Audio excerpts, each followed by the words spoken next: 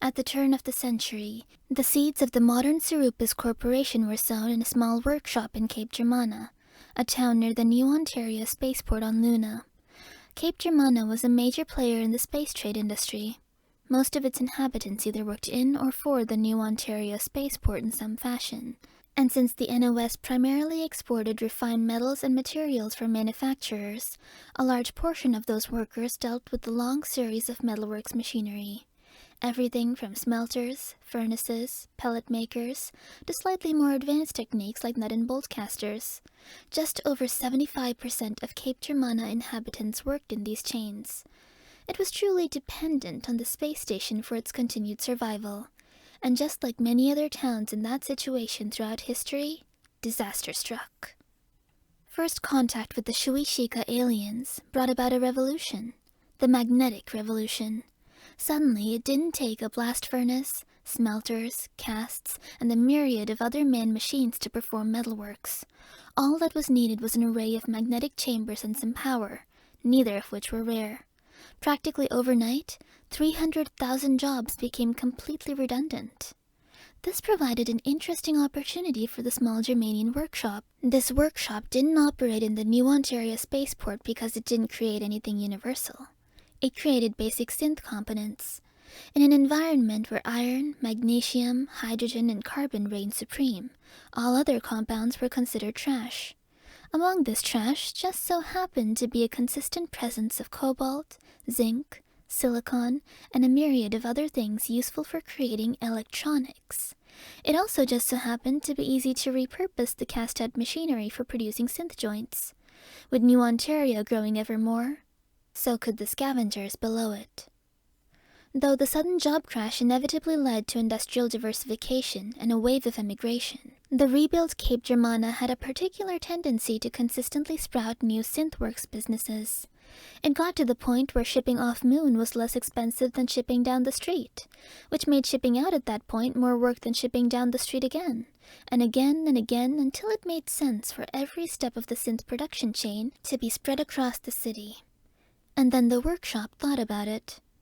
Germanians could ship things from neighbor to neighbor, wasting the biofuel the plastics were built on, wasting the energy in their power bills, or they could make a long-term investment. They could consolidate. Shortly after, the synergetic union of integrated synthworks plants was created. This single facility was built into the crater Cape Germana sat in. With its creation, raw materials could be shipped from the waste pools of New Ontario and lower into the descending lattice of factories until, at the very bottom, the finishing touches could be made before the finished army of chassis rose from the ground and saw the sun for the first time. Once the SUISP went into full operation, it caught the attention of a lot of entities. New Ontario noticed its incredibly large employee base and output capacity. The Empire noticed its huge amount of profits, bordering on the lower end of a mega-corporation. Most damning of them was a growing organization called the Kinetic Engineering Consortium, an alliance of corporations hoping to use the magnetic revolution's technologies for robotics and synthworks. Between the competition with the venerable spaceport, the impending price control shakeup of becoming a mega-corporation, and the fears of being outdone once again by those using alien tech, the answer was obvious. They applied to join the consortium under the name Syrupis. Onixitron, Robotech, Unimech, and lastly Syrupis formed the founding members. Onixitron provided materials, its diverse collection of subcontractors, and a beginner's knowledge of synthworks. Robotech pioneered locomotion and software challenges for complex machinery, robots, and synths alike. Unimech focused primarily on domestic and industrial robots. Syrupis focused on what they always have, furthering synths. It didn't take long at all for the consortium to reach their goal. Synths gained access to paced walking programs, predictive reasoning, a full range of motion, reflexes, adaptive memory, and even the capacity for gender identity.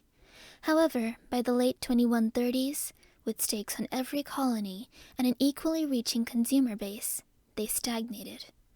Synths didn't need to be a few milliseconds quicker at calculating steps, and didn't need to be completely redesigned and re-released as quickly as other devices. Their built-to-last robotics lasted. Software changes warranted retraining that a lot of companies buying their products didn't bother with. Rental services never caught off. This was dangerous territory. Stagnation had almost killed Syrupis' birthplace, and it wasn't prepared to see that happen again. So, with the help of a Nixitron, a new direction was taken. Looking back to the Shuishika, the biosphere they've been integrating for decades, the pair of companies made a discovery. The cavern cities of the Meccan, the dominant species of Shushika, were heavily interspersed with crystals. Communication about their purpose ranged from being a form of life, their equivalent to a fungus, and a waste product.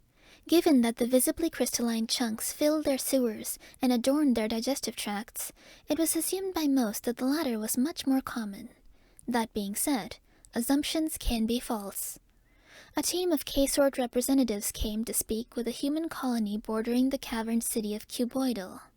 Unsurprisingly, the city was composed entirely of hanging and rising cubes, with the titular Shuishika flora filling the gaps. Surprisingly, these cubes were not populated by the Meccan. Instead, by the previously servile and barely sentient Sobu. Upon realizing that genetic tailoring was possible in the Shuishika biosphere, the jumpstart the consortium thought they needed was found, and Syrupis and Anixitron seeded assets to create a daughter company, Cuboidal Life. Cuboidal Life's creation was expected to bring about another revolution, the Sobu tidal wave, or crystal cascade. But nothing happened outside of a boost in efficiency within the consortium, a boost that, like all their strides, plateaued. And like all of Syrupis' plateaus, a restructuring took place. Midway through the 2140s, the rising tensions between Central Eurasian separatist movements and the Empire were becoming too strained to ignore.